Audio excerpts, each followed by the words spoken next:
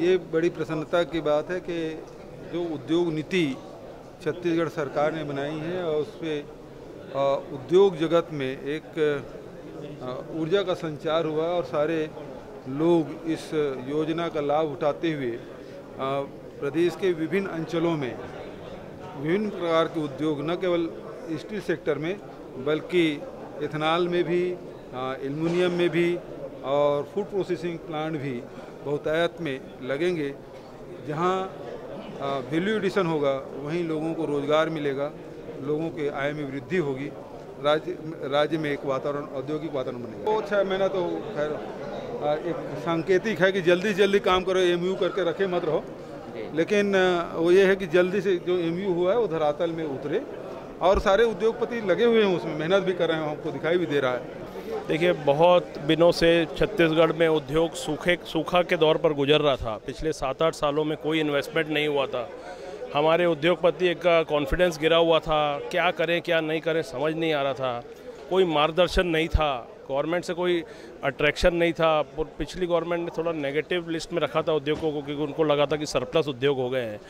लेकिन इसके विपरीत नई गवर्नमेंट ने बहुत अच्छी पॉलिसी लाई, ऐसी पॉलिसी लाई है कि हम सबको वापस कॉन्फिडेंस हमारा जागा है। हमें 35 से 40 हज़ार करोड़ के एमओयू हो गए हैं और निश्चित मुझे लगता है, क्योंकि ये सब लोकल उद्योगपतियों ने एमओयू किया है, तो मुझे लगता है कि इसका एग्जीक्यूशन बहुत अच्छा रहेगा, स्ट्राइक रेट अच्छा रहेगा, उद्योग धरातल पे आएंगे।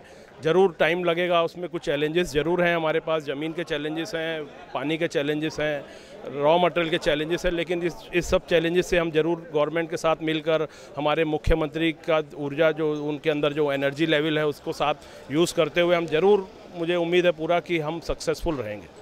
इसमें 50 से ऊपर एमओयू तो हो चुके हैं, 50 एमओयू से, और 30-40 एमओयू एक्सपेक्टेड हैं इस कमिंग वीक पे।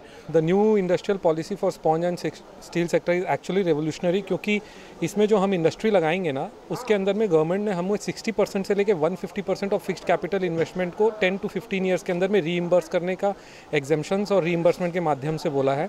एंड सबसे बड़ी बात यह कि government has assured us raw material, iron और कोल, और वो सब हमें प्रदेश में उपलब्ध होगा, लैंड हमें उपलब्ध होगा, वाटर उपलब्ध होगा, और ये सब उपलब्ध होने के बाद हमें एग्जेम्पशंस भी मिलेंगे, रीइम्बर्समेंट भी मिलेंगे 60 to 150%।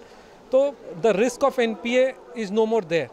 एंड मुझे ऐसा लगता है, क्योंकि देश के अंदर में 300 मिलियन टन स्टील का टारगेट रखे हैं और स्टील के अंदर में सेकेंडरी स्टील वाले इन्वेस्ट नहीं कर रहे थे, तो this is a very revolutionary step for secondary steel producers who are unable to get mines और वेरी बिग लैंड, और हैज़ मतलब कॉम्पीट करने के लिए, प्राइमरी प्रोड्यूसर से कॉम्पीट करने के लिए सेकेंडरी स्टील प्रोड्यूसर्स के लिए एक बहुत अच्छी अपॉर्चुनिटी है ये। नई औद्योगिक नीति जो छत्तीसगढ़ शासन से जो आई है वो निश्चित रूप से स्वागत योग्य है।